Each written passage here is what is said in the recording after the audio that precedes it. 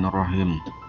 Allahumma sholli ala sayyidina Muhammad wa ala ali sayyidina Muhammad.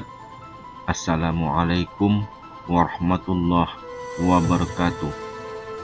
Menghancurkan berhala pada diri dan berhala duniawi dalam perjalanan tasawuf penyucian jiwa. Baginda Nabi Shallallahu Alaihi Wasallam sangatlah kaya. Bahkan kekayaannya Nabi Shallallahu Alaihi Wasallam itu mampu mengatasi kekaisaran Romawi dan Persia pada ketika itu. Bahkan Nabi Shallallahu Alaihi Wasallam sendiri pernah ditawarkan dengan bulan dan matahari dan segala isinya. Tetapi Nabi Shallallahu Alaihi Wasallam hanya memilih dengan cara kehidupannya sendiri seperti orang-orang miskin saja. Nabi juga suka duduk bersama-sama dengan orang-orang miskin. Nabi Shallallahu Alaihi Wasallam itu sangat kaya pada hakikatnya, tetapi beliau tetap makan seperti orang-orang yang miskin saja. Dan beliau juga pun seperti rumahnya orang-orang yang miskin. Sebenarnya Nabi Muhammad sangatlah kaya, tetapi beliau sangat berpakaian mengikuti seperti orang yang miskin, sehingga lusuh serta koyak dan ditambalnya baju beliau. Daripada Abu Bardah radhiyallahu an, daripada ayahnya berkata, Aisyah radhiyallahu an telah menunjukkan kepada kami sehelai kain sarung yang telah lusuh, sambil berkata bahwa Rasulullah Shallallahu Alaihi Wasallam ketika wafatnya memakai pakaian ini. Hadis riwayat Al-Bukhari. Sama seperti anaknya yang tercinta, yaitu Sayyidatina Fatimah Az-Zahra radhiyallahu an, yang bajunya juga bertambal-tambal sehingga adanya 40 tambalan pada bajunya. Dan begitu pula dengan para sahabat seperti Sayyidina Umar bin Khattab yang memiliki 12 tambalan pada bajunya, dan beliau tidur di kaki-kaki 5 pasar hanya beralaskan pelepah kurma, sedangkan beliau adalah Amirul Mukminin. Sekiranya dinisbahkan dengan keadaan zaman modern sekarang ini, sains dan teknologi hari ini yang rata-rata umat manusia tertipu di dalamnya, di dalam kemewahan, maka sudah tentulah mereka ini merupakan golongan yang akan dipandang rendah dan hina oleh umat Islam sendiri. Inilah permainan Dajjal, tipu daya Dajjal laknatullah di akhir zaman ini, yaitu dengan menukarkan persepsi, pandangan dan mental umat manusia supaya hanya fokus ke arah kemewahan, keindahan, kecantikan, dan yang bersifat keduniawian semata-mata. Tahukah Anda, tahukah kita apakah hakikat daripada perjuangan Islam itu? Bukankah agama Islam yang dibawa Nabi, baginda Nabi Shallallahu Alaihi Wasallam, adalah mengajarkan kita untuk mencintai akhirat melebihi daripada dunia palsu yang sementara ini, dan mengajarkan kita artinya kesamarataan ataupun keadilan.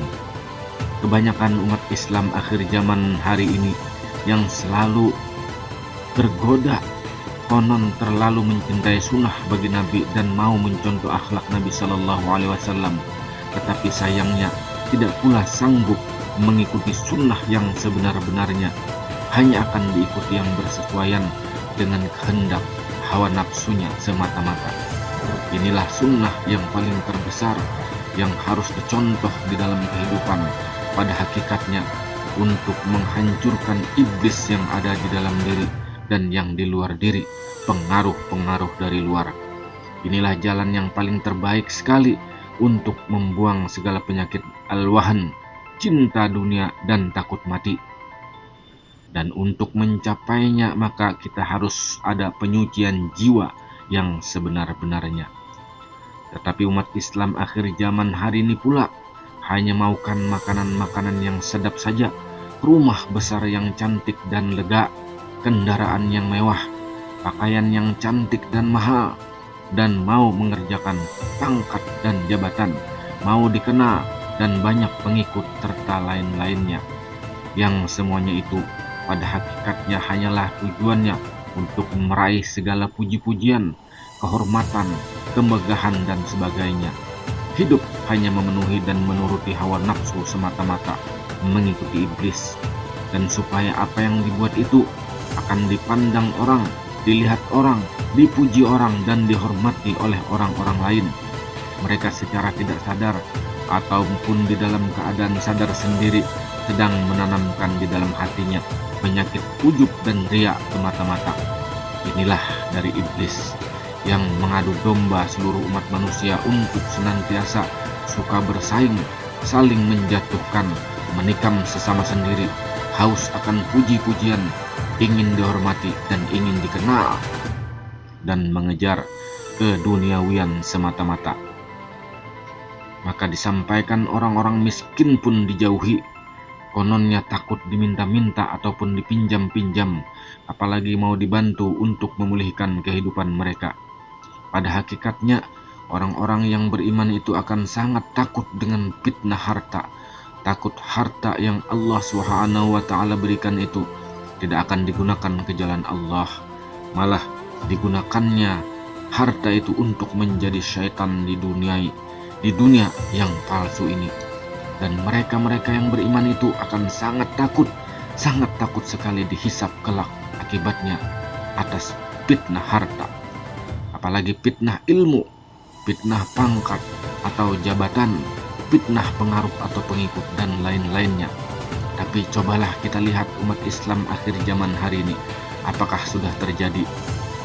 Belum keluar lagi Dajjal laknatullah, tetapi sudah menuruti dan mengikuti hawa nafsu iblis. Maka keadaan itu akan memudahkan Dajjal untuk mencapai misinya. Yang halal menjadi haram, yang haram menjadi halal, yang halal diharamkan, yang haram dihalalkan. Semuanya seperti membabi buta dengan berbagai alasan demi alasan yang dicari-cari dan digunakannya, bahkan sanggup menunggang agamanya sendiri. Bukankah Nabi SAW sudah memberikan peringatan berkenaan kunci surga kepada umat Islam, yaitu daripada Ibnu Abbas dan Imran bin Husain radhiyallahu an, bahwasanya Rasulullah SAW telah bersabda, "Aku melihat ke dalam surga, maka aku dapat melihat kebanyakan penghuninya adalah terdiri daripada kalangan orang-orang fakir miskin." Yang kaya itu hakikatnya hanyalah Allah Subhanahu wa Ta'ala saja, karena hanya Dia sajalah yang maha kaya, bukannya pada makhluk, karena tidak adanya sebesar zarah pun yang terbit daripada makhluk, melainkan segala-galanya itu adalah milik Allah Subhanahu wa Ta'ala jua. Jikalau kita meletakkan kekayaan itu kepada makhluk, dan harta itu kononnya adalah mencerminkan sebagai orang kaya, maka akan hilanglah pandangan kita kepada Allah Subhanahu wa Ta'ala yang maha berkuasa lagi maha kaya. Ketika sebutir kurma pun juga Allah yang maha kaya di atas penciptaannya. Inilah tauhid yang benar, yaitu mengesahkan Allah semata-mata, dan kita pula berusaha mensucikan rohani kita daripada duniawi yang palsu yang sementara ini, dan kembali menjadi insan yang mulia untuk pulang ke kampung akhirat yang kekal abadi. Dari Mus'ab ibnu Sa'ad ibnu Abu Waqqas radhiyallahu an berkata, saat merasa bahwa dirinya mempunyai kelebihan dibanding orang yang berada di sekitarnya, kemudian Nabi SAW bersabda, "Bukankah kamu mendapatkan pertolongan dan rezeki berkat adanya orang-orang yang lemah di sekitarmu?" Hadis riwayat Bukhari. Kemudian Rasulullah SAW bersabda yang artinya, sesungguhnya para nabi alaihissalam telah tidak mewariskan emas maupun perak, yang mereka wariskan hanyalah ilmu. Maka barang siapa yang mengambilnya, sungguh dia telah mengambil bagian yang sempurna. Hadis riwayat Abu Daud dan Tirmizi. Wallahu a'lam bishawab. Assalamualaikum warahmatullahi wabarakatuh.